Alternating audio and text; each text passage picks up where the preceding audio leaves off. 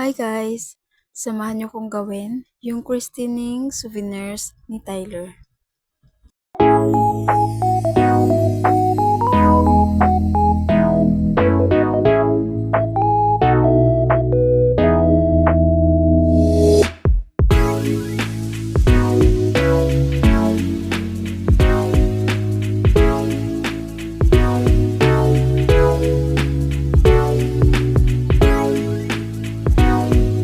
So first of all, nilagyan ko ng styro flower para sa pagpapatungan ng mini rosary. Next ay inilagay ko na din ang mini rosary. Next, sinundan ko na din ilagay yung mini holy bible. And next, yung kanyang souvenirs pictures. Then, styrofoam balls para hindi siya masyadong plain. Dahil christening souvenirs to. So here's the result.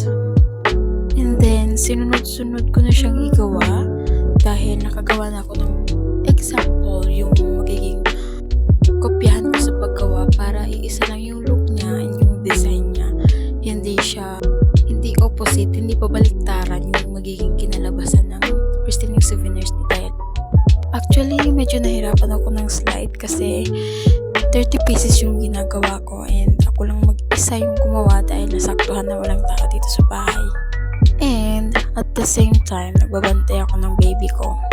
So, I have no choice talaga kundi gawin to nung araw na to.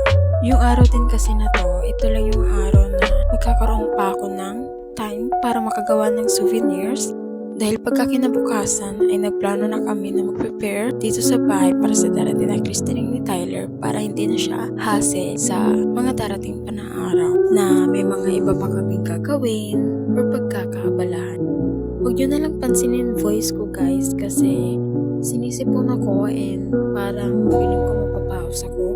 Kaya parang medyo husky siya.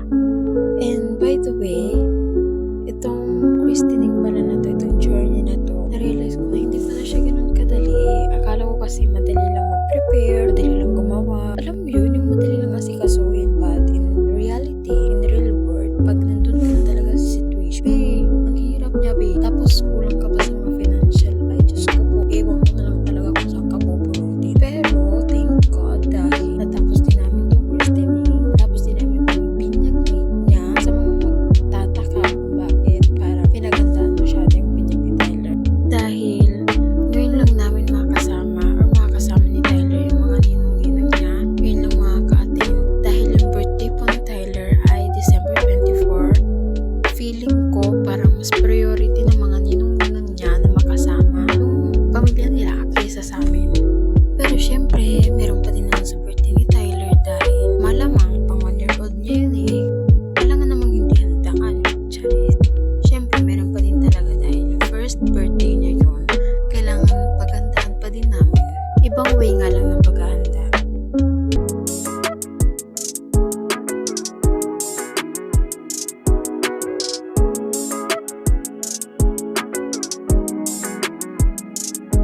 Ito na nga pala yung result